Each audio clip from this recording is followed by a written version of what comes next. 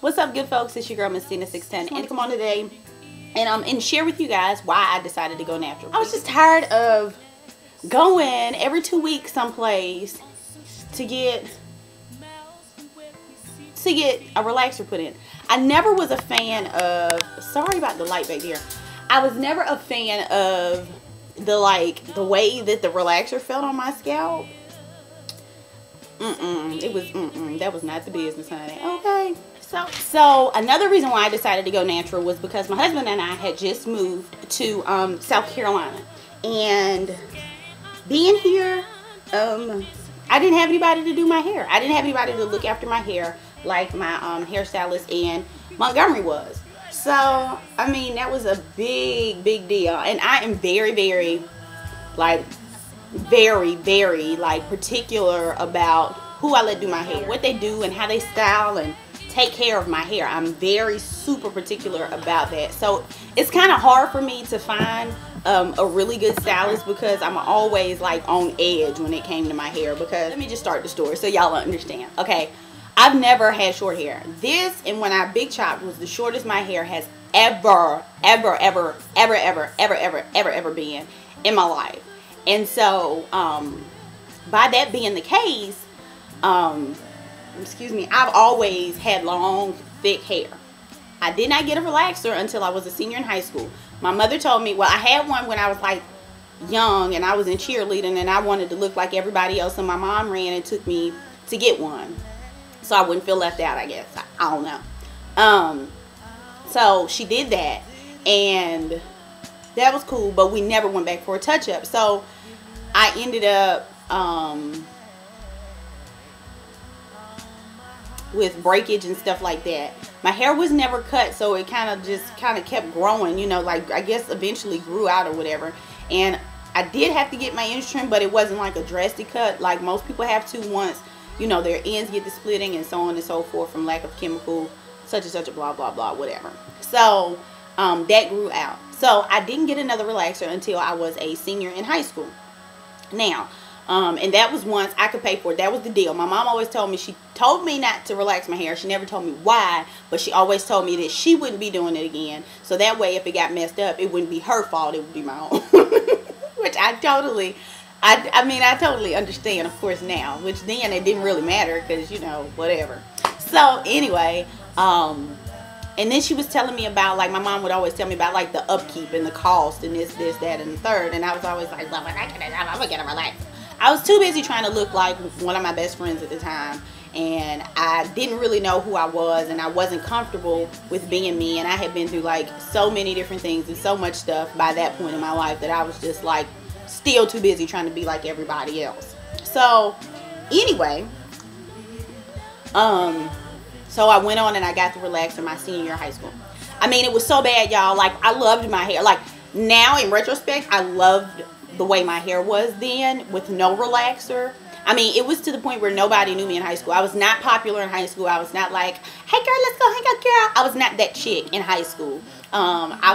They referred to me as Afro Puff because I always wore my hair pulled back in an Afro Puff because I did not know what to do with my hair. I mean, it was horrible. I would brush it dry, I would try to comb it dry, and then when I would comb it wet, I would just be yanking and popping, and hair would be tick tick tick all over my head. It would just be a ham, honey, okay?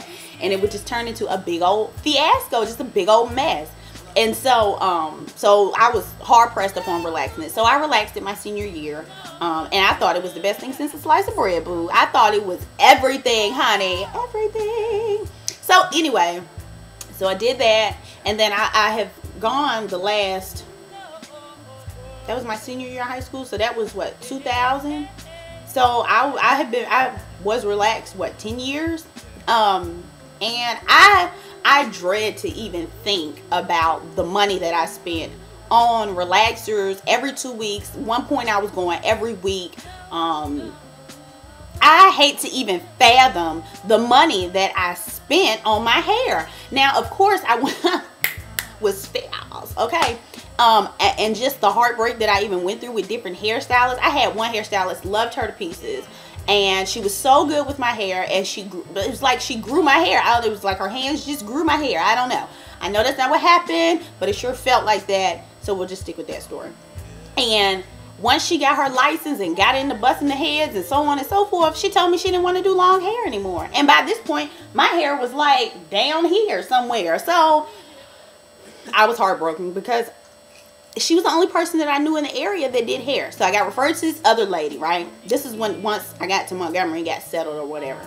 So then I started going to this other lady. She was good, but every time I turned around, she was cutting my freaking hair. And I knew I didn't have split ends because I was going to the previous lady every week, every 2 weeks. I was there.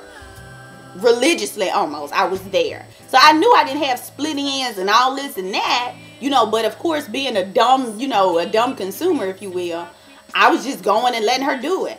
And then she would always try to make my hair puff up in the top, I guess to try to make it look like illusion, like some sort of illusion to me that my hair wasn't being cut, so it would still kind of look kind of long. Not a good look to any cosmetologist, okay? Just not a good look. So anyway, so next thing I know, bow, my hair is like up here, and I'm like, what? This like every week is going this way, and I'm like, look, I got to quit going to her, boo. I got to quit going to her. So then I go on the hunt for another hairdresser, right? Okay, go on the hunt and bust up in there in some salon in Montgomery over off of Carter Hill Road. There's a bunch of them over there, so I'm not singling out anybody. I don't even remember the name of the shop, but it is next to Heritage Barbershop for those who care. Okay, went over there and some older lady that was doing my relaxer put a super relaxer in my hair. A super. Okay, put a super in my hair and burnt out a patch of my hair, which you can see kind of like right up in this area right here. So yeah, and I think she did it over here too, because of course my edges are extra super fragile, which I have known forever, but I've never like put it into practice, whatever the case might be. So yeah, so now I'm fixing to work on a Jamaican Black Castor Oil challenge with Colorful Kisses here on YouTube. And we're going to see about growing our hair, like see what happens with the Jamaican Black Castor Oil. So then that happened. And I got some Do Grow products and it kind of came back and worked. I mean, it was gone. I'm talking about I was bald in that like little set. I mean, I was like butt naked. I was like Naomi Campbell right there. You feel me? And so I used some Do Grow products. The guy that I was dating at the time, his mama hooked me up with some of those. So anyway, I ended up using the Do Grow products, which I really liked at the time. And they worked pretty good. So anyway, I used those. And then I finally found a stylist, Jackie Horn in Montgomery, Alabama. I ended up going to her, and we were church members and stuff like that together, and really enjoyed going to her. Her hands was also had a little hair stank on them, honey, because my hair would just grow and grow. And then in May of 2009, I cut my hair to about right here. If you look at my natural hair journey, you'll see where, you know, the pictures from where I've come from. I think I put May 10, but I meant to put May of 09. Anyway, I cut my hair to about right here.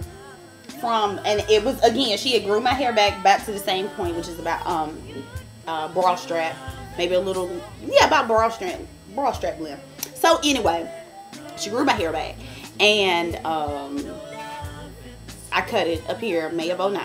I had done highlights in my hair twice by then, and they were just like a whiny kind of red burgundy type of situation. So I did that, and the highlights was busting with the little haircut and the little short and the little layers. It was busting. So did that, and then I was growing my hair back out. I did not keep up the cut. I did grow my hair back out. My hair got to about armpit length, maybe.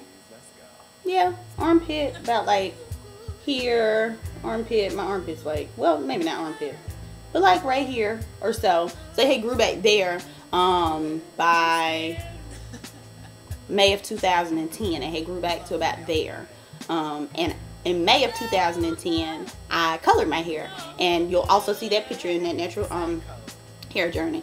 If I don't insert the pictures, I don't know. Anyway, so I colored my hair. A different stylist did it. Her name is Kim. What is Kim's last name? I can't think of it right now, but if anybody needs to know in Montgomery, Alabama, who I was going to, I'll get you the information if you want it. So Kim colored my hair. She did a mean color job. She did me some light copper and blonde highlights across the top, and she faded my light copper into a very dark copper in the bottom, and it was amazing. It was like everything you want a color drop to be. My hair was not dry, it was not brittle, it was all ultra moisturized. I don't know what she did, well I do, and then I bought the products to do it at home, and I got the same results when I would wash it at home and fix it and all of this and that. Love the color drop. Well, I woke up one day in about mid-July of 2010 and I decided that I wanted to cut my hair off. Now of course this was after, well this was August, no, July. We had moved to South Carolina the first weekend in July, and I got here and I was just like, I can't take the pressure. By this point I had not had a relaxer probably since May. So my hair was growing in, my color, you know, my roots were growing in and everything. Anyway, I went back home to Montgomery for a friend of my husband and I's wedding, and I had told him to cut it off. Just cut it off. I woke up in the middle of July and I just had this itch to cut my hair off, and so I just wanted to cut it off, so I did. So I went home in August and she cut it into a very, very cute style, which is also seen in my natural hair journey video. She cut the back really ultra super duper low with the little tight curls in the back and had me laid down here. I had the little Rihanna bang situation going on, so I still was showing some of my color in my hair.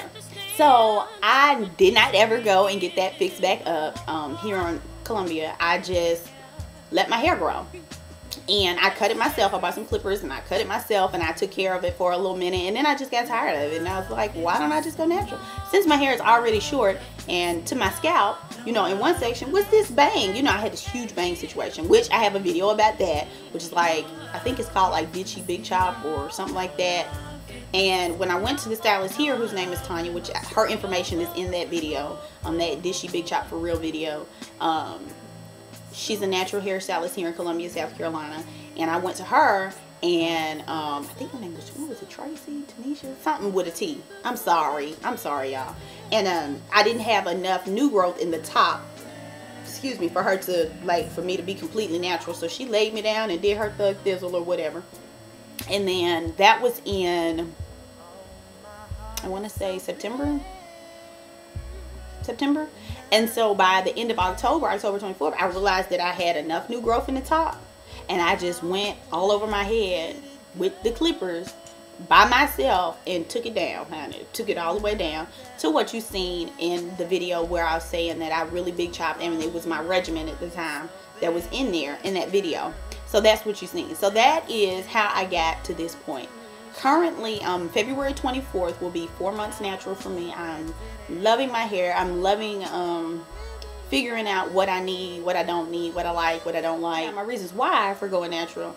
I just got tired of spending the money and the upkeep and not being able to keep up with it, and the fear of having this relaxer, not keeping it up, because I don't do hair, right? So this is going to be a challenge for me and fun and exciting for me, as far as my hair once it grows out and doing different styles and maintaining it and taking care of it. It's going to be a challenge for me, but it'll also be a learning experience. I'm very excited to do that, and I saw it as a challenge too, so that's another reason why I decided to go natural, because I don't do hair.